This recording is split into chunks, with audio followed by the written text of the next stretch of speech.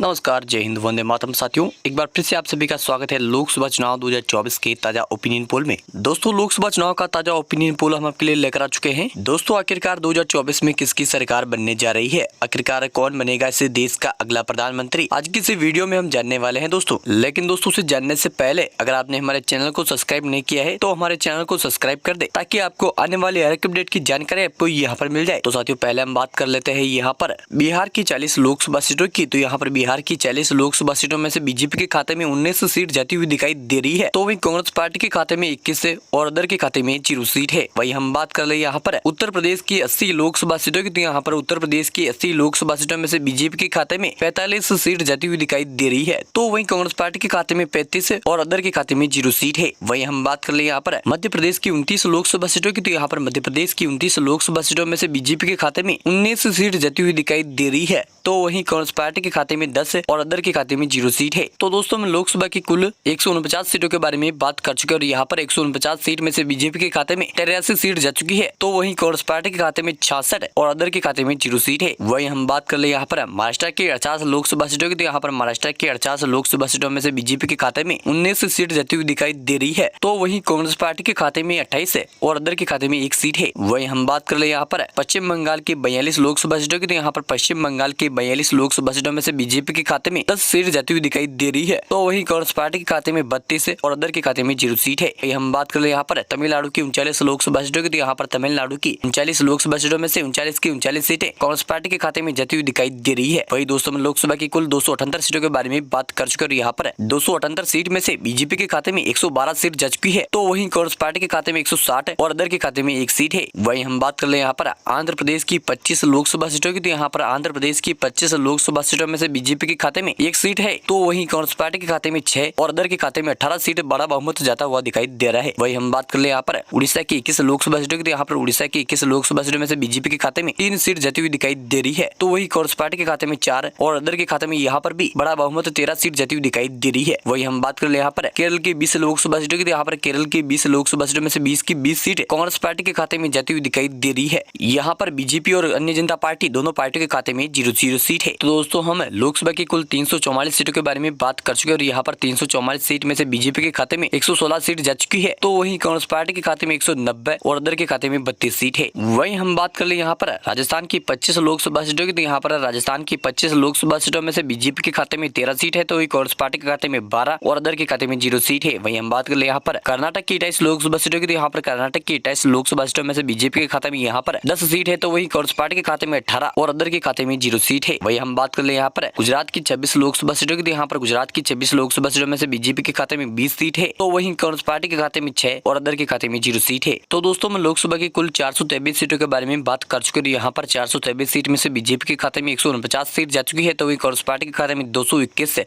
और अदर के खाते में 32 सीट है। वही हम बात कर ले यहाँ पर पंजाब की 13 लोकसभा सीटों की। तो यहाँ पर पंजाब की 13 लोकसभा सीटों में से बीजेपी के खाते में 3 सीट है। तो वहीं कांग्रेस पार्टी के खाते में 10 है और अदर के खाते में 0 सीट है। वही हम बात कर ले यहाँ पर छत्तीसगढ़ की 11 लोकसभा सीटों की। तो यहाँ पर छत्तीसगढ़ की 11 लोकसभा सीटों में से बीजेपी के खाते में 6 सीट है। तो वहीं कांग्रेस पार्टी के खाते में 5 और अदर के खाते में 0 सीट है। वही हम बात कर ले यहाँ पर हरियाणा की 10 लोकसभा सीटों की। तो यहाँ पर हरियाणा की 10 लोकसभा सीटों में से दोनों पार्टियों के खाते में 5-5 सीट जाती हुई दिखाई दे रही है और अदर के खाते में 0 सीट है। वही दोस्तों, हम लोकसभा की कुल 457 सीटों के बारे में बात कर चुके हैं। यहाँ पर 457 सीट में से बीजेपी के खाते में यहाँ पर 163 सीट जा चुकी है। तो वहीं कांग्रेस पार्टी के खाते में 241 है और अदर के खाते में 32 सीट है। वही हम बात कर ले यहाँ पर तेलंगाना की 17 लोकसभा सीटों की। तो यहाँ पर तेलंगाना की 17 लोकसभा सीटों में से बीजेपी के खाते में 2 सीट है। तो वहीं कांग्रेस पार्टी के खाते में 12 और अदर के खाते में 3 सीट है। वही हम बात कर ले यहाँ पर असम की 14 लोकसभा सीटों की। तो यहाँ पर असम की 14 लोकसभा सीटों में से दोनों पार्टियों के खाते में 7-7 सीट जाती हुई दिखाई दे रही है और अदर के खाते में 0 सीट है। वही हम बात कर ले यहाँ पर झारखंड की 14 लोकसभा सीटों की। तो यहाँ पर झारखंड की 14 लोकसभा सीटों में से बीजेपी के खाते में 5 सीट है। तो वहीं कांग्रेस पार्टी के खाते में 9 और अदर के खाते में 0 सीट है। और दोस्तों, हम लोकसभा की कुल 502 सीटों के बारे में बात कर चुके हैं और यहाँ पर 502 सीटों में से बीजेपी के खाते में 187 सीट जा चुकी है। तो वहीं कांग्रेस पार्टी के खाते में 269 और अदर के खाते में 35 सीट है। वही हम बात कर ले यहाँ पर दिल्ली की 7 लोकसभा सीटों की। तो यहाँ पर दिल्ली की 7 लोकसभा सीटों में से बीजेपी के खाते में 2 सीट है। तो वहीं कांग्रेस पार्टी के खाते में 5 और अदर के खाते में 0 सीट है। वही हम बात कर ले यहाँ पर जम्मू जम्मू कश्मीर की 6 लोकसभा सीटों की, तो यहाँ पर जम्मू कश्मीर की 6 लोकसभा सीटों में से बीजेपी के खाते में यहाँ पर 0 सीट है। यहाँ पर 6 की 6 सीटें कांग्रेस पार्टी के खाते में जाती हुई दिखाई दे रही है और अदर के खाते में 0 सीट है। वहीं हम बात कर ले यहाँ पर उत्तराखंड की 5 लोकसभा सीटों की, तो यहाँ पर उत्तराखंड की 5 लोकसभा सीटों में से बीजेपी के खाते में 3 सीट है, तो वहीं कांग्रेस पार्टी के खाते में 2 और अदर के खाते में 0 सीट है। वही दोस्तों, मैं लोकसभा की कुल 520 सीटों के बारे में बात कर चुका हूं। यहाँ पर 520 सीट में से बीजेपी के खाते में